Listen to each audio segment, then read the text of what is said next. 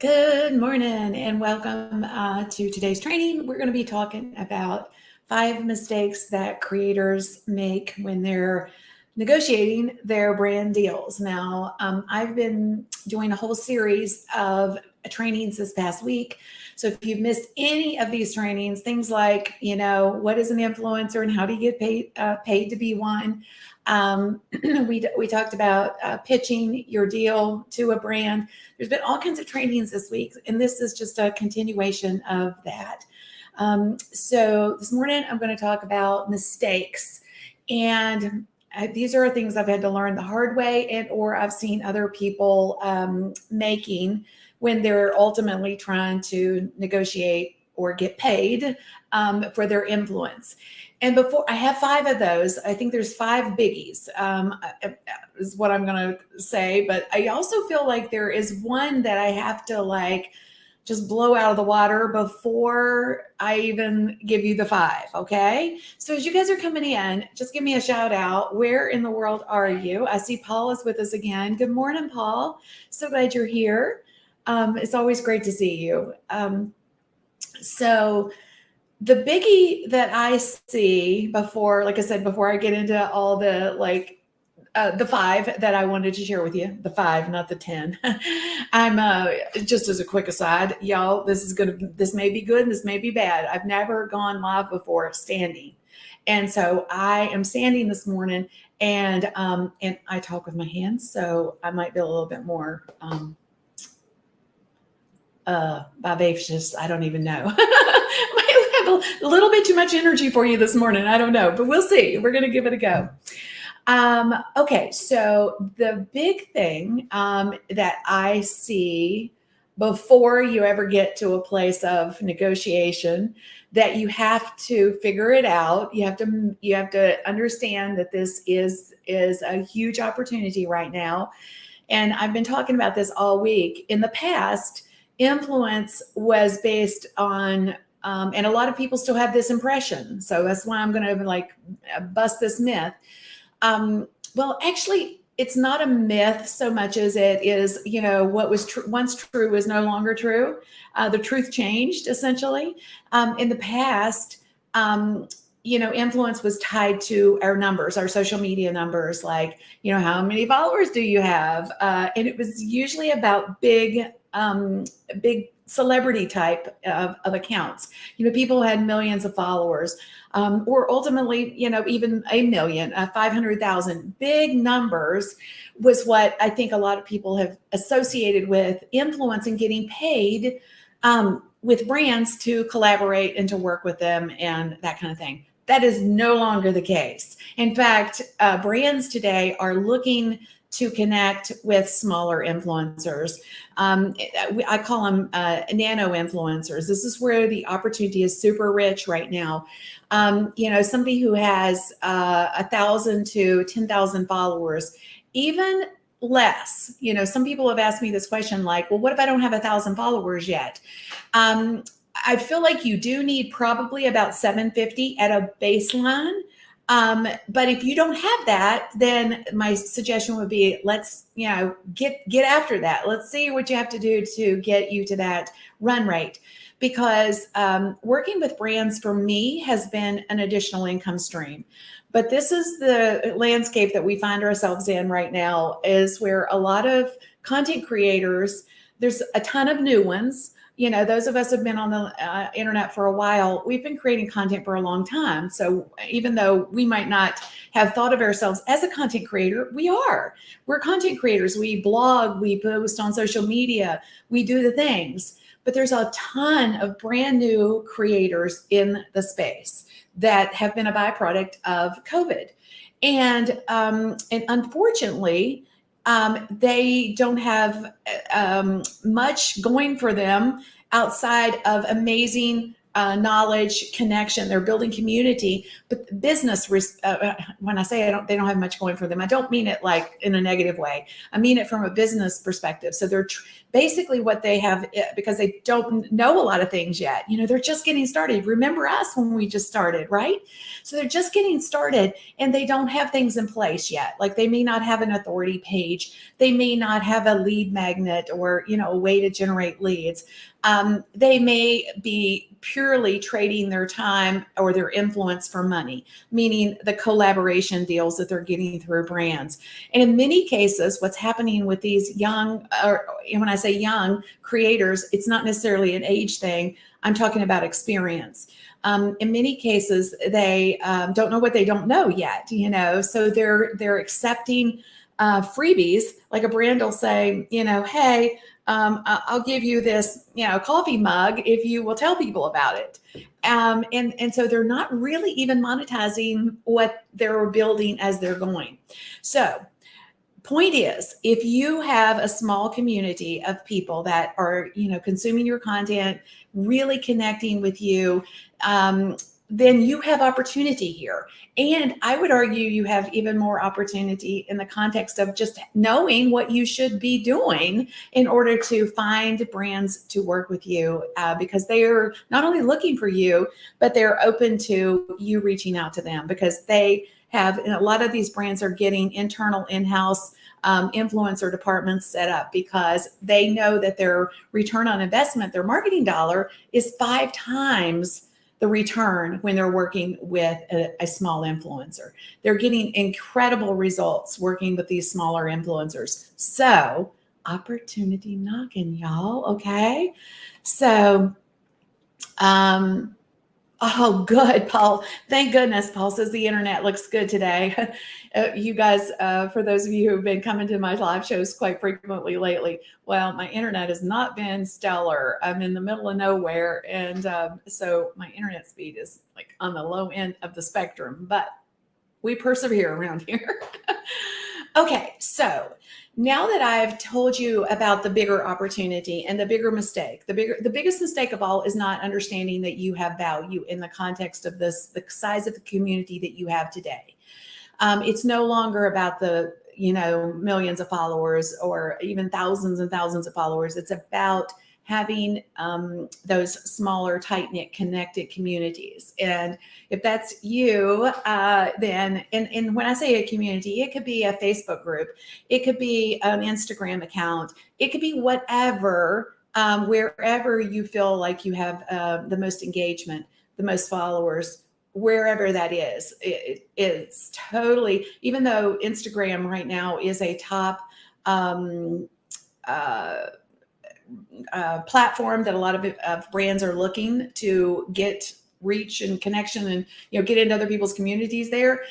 I would argue that a Facebook group has, if you've got a great Facebook group that you have a connected community of folks, man, if I'm a brand, I want to know about that, and I want you to talk about me in that group. So Facebook groups I count as part of a community of folks that are paying attention to what you are doing. Okay, so all that said, let's talk about the mistakes, because I feel like if you are aware of these things when you get ready to do your outreach, because I know you're going to, because I've basically told you how and told you the pros and cons all week. So if you haven't watched all the shows this week, definitely circle back. But the oh, thanks about the glasses. Yeah, my red ones just they clashed with this like neon green thing I got going on this morning. So I was like, I'm doing a different color glasses. So anyway, okay, 5 mistakes. Let's jump into them. Y'all, this one is probably the biggest one. And when it comes to understanding what a brand is going to tell you and what they really mean, I want to talk about that. So when you are negotiating, or a brand comes to you or you go to them, you have to establish what their goal is. Don't even get started if you don't know what they want out of it. Trust me, I've made the mistake multiple times. So, and what the other issue too is sometimes that they don't know what they want out of it. I have actually worked with brands, big brands. I did a deal with MasterCard one time, and they told me, yeah, we just want brand awareness. And we did all these things. There was some content creation. On both sides, I was to create some content. They were featuring me on their small business. They had a small business thing going on at the time. This has been probably 5 years or so back. So brand awareness. Okay, brand awareness. Okay, the end goal with brand awareness, and I'm going to dig into this in more detail in just a second. But the story was that was what they told me, but then they were super disappointed when it came to looking at the immediate results of it. So, quick example, they wanted me to create content, and then they were featuring me as well, right? So they thought that the content that I created would get them an immediate return, meaning that they were going to get a bunch of signups for their tool or whatever it was that we were featuring in that particular blog. The blog is a long play. It's not an immediate revenue conversion tool, right? So it's something that people see over time. So the point that I'm trying to make here is you have to be super careful what they ask for or what they say they want. And you have to dig a little bit, okay? So on average, most of the time, most of the gigs that I have participated in, and I think this is pretty true. I've seen a lot of people talk about, types of things that they've done with brands, and they kind of fall into three categories. Conversion, meaning clicks, sales, things of that nature, where there is a physical thing that the person has to do. Maybe they're driving traffic to something that's free. Maybe they're a tool and they want you to tell people about it and they want physical signups. Even if the tool comes with some sort of a freebie at the front, on the front side of it, that's what they're looking for. So that's a conversion. Content is one of those things that, again, they have to understand, and you have to understand that content is usually something that is a longer play.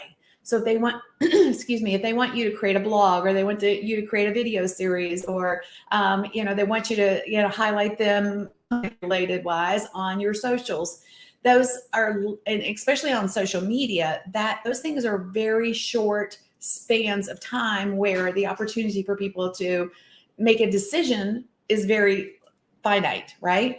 Especially in social media. But content like blog content, or if they want you to do a YouTube series, or whatever the content piece is, it's a longer play, and you have to be able to explain that to the brand. Like, I'm happy to do this for you, but if your end goal with this content is conversions, then you're going to have to understand that this is a long play. The average YouTube video sometimes takes 2 to 3, 6 months sometimes to gain some traction. A blog, is something that gets traffic intermittently, right? And that's the assumption, is that you're going to put it out into your socials over time. But it takes time.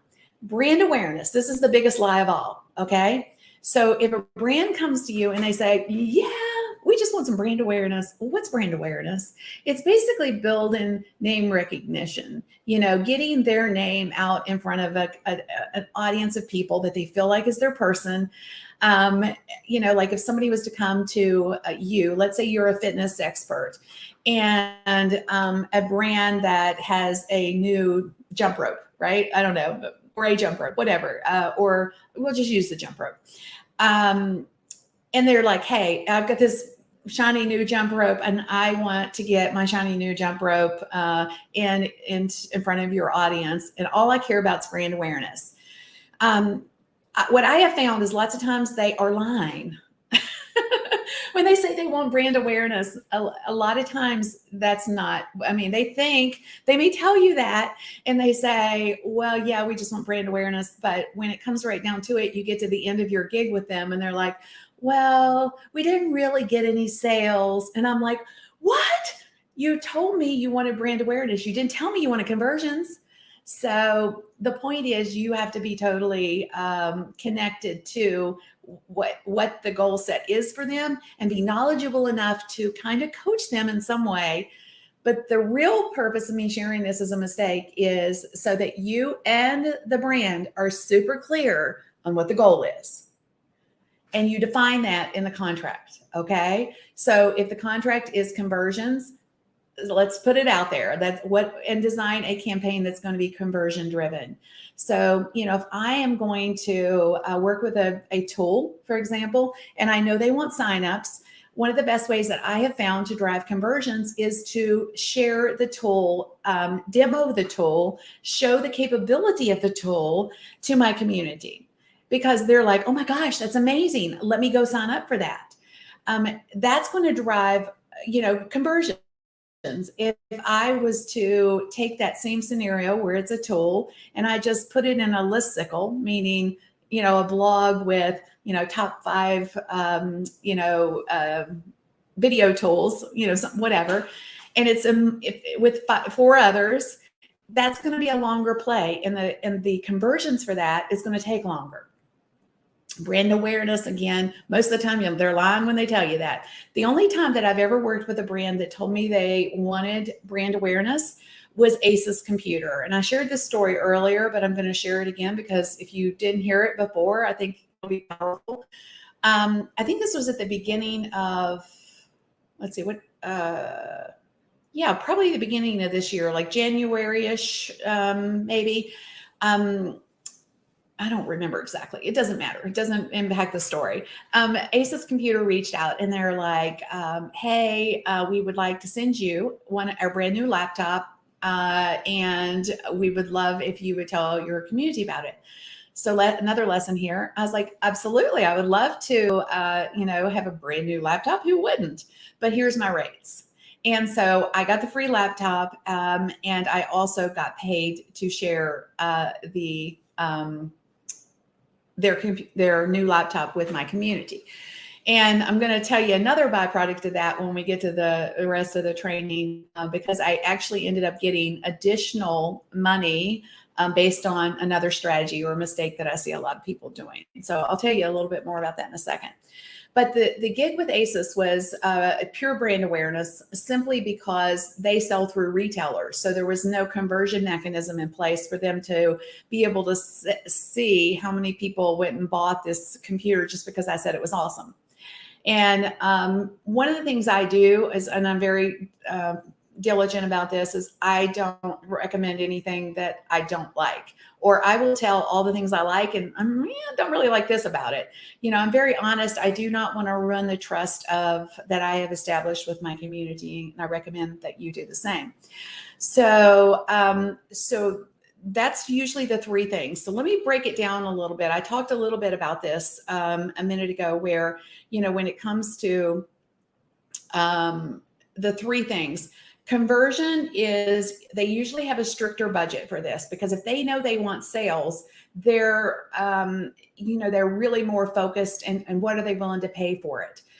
It's a little harder to negotiate and deliver on, because again, their end goal and yours is to create probably most likely signups or something for them, meaning it's sales driven. And that's something you can't predict with any level of certainty. Usually, if a brand comes to you and they're like, yeah, I want 200 signups. Well, that's unrealistic. Okay.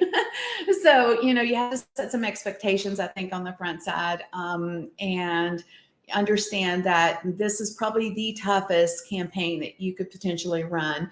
In some cases, it's not. Like physical products, for example, if I was to say, a brand approached me and said, Kim, here's this lipstick. I would love it if you would share it with your community. That would be an easier product. One, because it's low cost and it's easy to show and tell, essentially.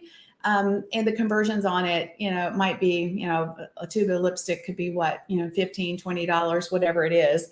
It could be less. I'm just, anything that's less than $20 is usually a little easier sale. But if it was something like a stand-up desk, which I've done a deal with like that before too, not as many people are going to run out and buy something that's $500, $600, right? So it's just going to depend, I think, on what the campaign looks like, but you have to be aware of it. Okay, so content is not as strict of a budget. So their budget is usually not as tight when it comes to content. They're a little bit more flexible with see if I can get this camera to clear up. It's a little fuzzy on my end. So there we go. So content is not, their budget's usually not as strict, and it's easier to negotiate and deliver on because, we're content creators. We can create content. That's usually not our issue. So, that's, again, just looking at it through the lens of, what's easy to negotiate for yourself. And then the last one is brand awareness. It's probably the lowest end of the spectrum from a budget perspective. It's also easiest to negotiate and very easy to deliver on. I mean, when I did the ACES thing, it was so refreshing because I knew I didn't have a metric to meet. I knew I didn't have to drive, 200 signups or, whatever. So I love brand awareness campaigns, but they are usually, if they tell you that's what they want, unless they're truly about brand awareness like ACES, most of the time that's not what they're really after. So just giving you a heads up on that. Okay. So I know that was a lot for mistake number one, but I wanted to kind of, give you a lot of, break it down for you so you understand the mechanisms in that mistake. Now, mistake number two is, let me get it pulled up here. And there we go. Okay. Mistake number two is, you could call this undervaluing yourself as a creator, or you could also potentially even say competing against yourself. And I see this all the time in service-based businesses where they say something like, well, I usually charge this much, but since it's you, I will charge this much. So, you just undervalue yourself. And if you decide that going after influencer opportunities, and I think everybody should because they're out there, they're another revenue stream for you. And if you decide that you're going to step into this space, you set your rates, and your rates are what they are. The brand says, well, I'd like XYZ. Well, here's my rate sheet. And you shut up. You do not let them try to, wiggle down on your price, or usually it starts with the influencer is what I find. If the brand is like, wow, that's a lot. I wasn't expecting that much. Okay, well, maybe I'm not your influencer. Do not devalue yourself, because that's a technique on their side too. They're trying to get the best deal that they can. But you have to protect yourself. You have to decide what your rates are going to be. You provide your rates, and then you let them decide whether or not they can pay it. Okay. You don't go to the grocery store and get to the cash register and say, well, I only want to pay, $1 for this, box of cereal. We don't get to do that. So why would we do the same with our own business and our own influence? We work hard to build our communities. We work hard on our content. We are worth it. You are worth it. So do not devalue your influence, especially out the gate. So that's mistake number two. Mistake number three, I call it no do in pricing. And I'm going to break this down for you. When you are working with a brand, you have to make sure that you cover down on what is in the box. That's deliverables. That's the D. So what do they want from you? And you have to make sure that that's spelled out from the goal to the deliverables, whatever it is. If it's, 2 Instagram posts, or if it's a blog post, or if it's a, 3 video series, whatever it is, you have to know what it is. Deliverables, specify it, make sure they agree to it, put it in the contract with specificity. Okay. Usage rights. This is also super important. And I see a lot of people not addressing this. So usage rights are, hey, I can use this at a later point in time, or hey, I can't. In other words, who owns that content? I do quite a bit of work with the .online.store domain registry. And, this was one of the things we had to negotiate on because, there's a usage rights. Can we both use it? Do they want to use it only on their side? Or do they just want me to share it on my socials? So you just have to understand that, make sure that both brands are in alignment. I mean, you as a brand, because you are in alignment with the usage rights, who owns it, that kind of thing. There's also an exclusivity thing. And I'm going to approach this from a slightly different perspective, because most of the time when I think people say exclusivity, they are like looking at it from a content rights the usage rights perspective again, like, hey, do I have exclusive rights to use this? That's what I mean here. Exclusivity is sometimes a brand will want me to agree to not work with a competitor for a period of time. In fact, I worked with one brand at one point, and they're like, yeah, we don't want you to work for a competitor or do any kind of, promotion for a tool like us for 5 years. I'm like, no, in this particular instance, it was a video tool. And I was like, video tools pop up all the time. I cannot agree to that, because what if a better tool comes out and say, 6 months, a year, 2 years, and I can't tell my community about it because I'm locked down to an exclusivity clause with you. Not doing that. Pay attention to this. This is super important. Do not let a brand lock you into an exclusivity clause that is unrealistic. It's not that you can't, I understand it from their perspective. Like, if they're going to pay me big bucks to talk about their tool or their product or whatever, I can see that they wouldn't want me to showcase a competitor the very next day. Well, one, I wouldn't do that because that would be disingenuous and it would be a disservice to my community. But they don't know that, right? So, but still, you want to make sure that you read the fine print. Do not get locked into an exclusivity clause that is unrealistic. If you want to sign something that's, hey, I won't talk about another tool or product or service or whatever that is similar to yours for 6 months, okay, deal. But do not do 5 years, okay? Lesson learned there. All right, the next mistake that I see a lot of people making, this is mistake number 3, is not establishing the deliverables before quoting the price. So, and this happens quite frequently. I will tell you this, even after you've negotiated the price, sometimes the brand will come back and they'll want, oh, we didn't think about this. Can you do this too? And the assumption is that you'll just add it on and you won't charge them for it. Mm-mm. I think that's a little trick they do, because I would say a lot of influencers probably do that. They're like, oh, well, that's not that much more. So I'll just, yeah, sure. I'll just do that, slump it in. But you need to make sure that you establish what you're doing for them before you tell them the price. And a lot of times that doesn't happen. A lot of times a brand will approach an influencer, and I did this, so I know that this is absolutely a problem. You get kind of bowled over initially when, especially if they're outreaching to you, because when you're first getting started, it's like, really, you want me, little old me, to tell people about you? It's one of those things that's like, pinch me. Is this really happening to me? And you're going to give me this, it's XYZ for free? Oh, you want to pay me? So there's that little bit of surrealness, if you will, again, when you're first getting started. So don't get glamorized,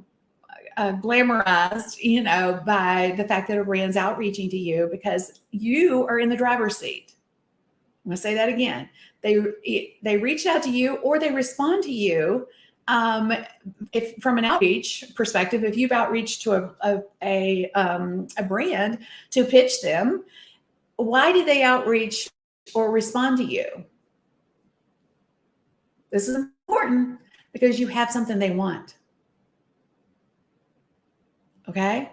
You have something they want, something they don't have, something they would have to pay for they know their customer acquisition cost. So they know if they had to pay for that customer, they would have to pay, I don't know, whatever their customer acquisition cost. Customer acquisition cost usually, depending on what it is, can range from, 600 to several $1,000s per customer acquisition. So whatever their customer acquisition cost is, they know that they're going to get a cheaper customer acquisition cost by working with you. So you have something they want. Never forget this, okay? But you have to establish what they want before you give them a price quote. And again, some of these mistakes can compound on one another. So you can say, oh, well, I usually charge this, but I'll charge that in your case. So don't like stack these mistakes. You own them, own your value, own your worth, and, establish what they want before you tell them what the price is. Okay. Next and last mistake is not offering a bundle price. So what I mean by this, and this is a standard, and this is true across the board in any of your business models, like anything that you sell. So that's why Ascension model is so popular, because and everybody should have one, because it's just it's a psychological trigger, essentially. It's just psychology. It's buying psychology. If you've ever gone to a website like a SaaS tool or something, a video tool or whatever, or you're going to buy your domain name. That's a great example. Let's run with that. You go to buy your domain name, and there's like three different packages, right? There's the cheapest one, there's the mid-tier one, and then there's a higher end one. From a psychological perspective, most people will choose the middle one. And this is true even for working with brands. So having some sort of a bundle pricing model or packages, you could have a set of packages. Like as you get started with this, and a lot of brands want XYZ, just build those out in packages. So there's a cheap price, there's a mid-tier price, and then there is a higher end price.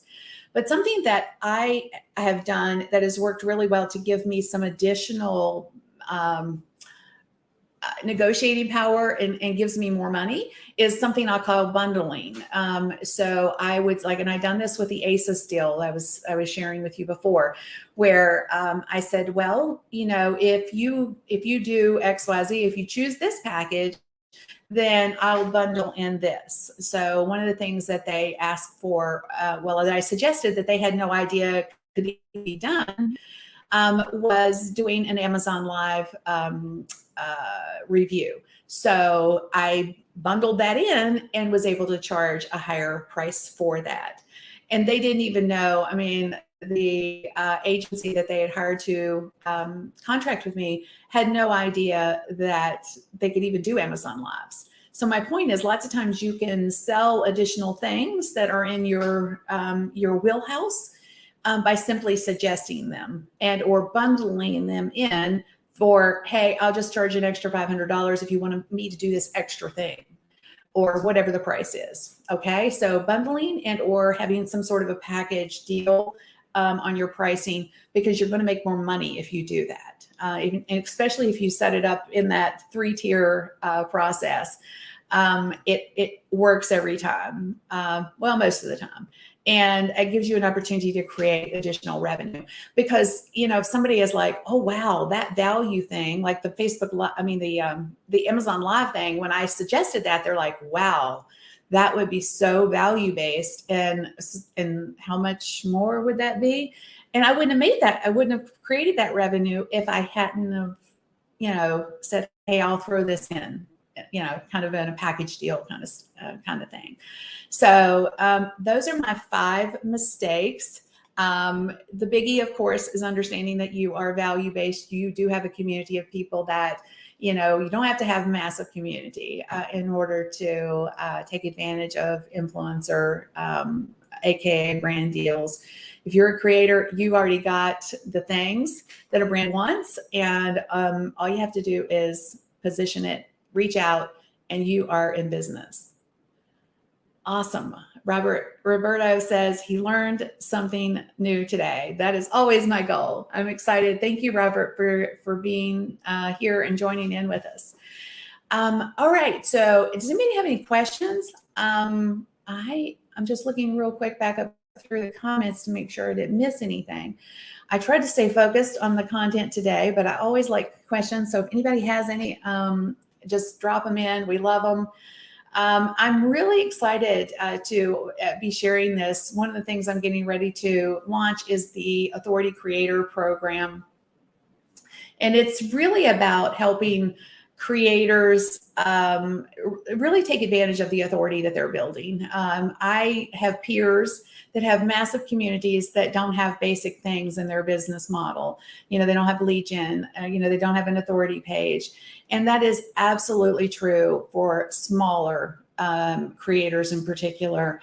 And it's also an opportunity. I feel like there's this whole new economy. Well, I'm not just saying there's a whole new economy. There is a whole new creator economy. That's the buzz phrase these days, where there's a need for people to support the creator. So this is going to be a business in a box. It'll be for people who want a business that is going to create 10K months for them. Or if you are a creator and you don't have the things that you need in place to ultimately, really monetize your business.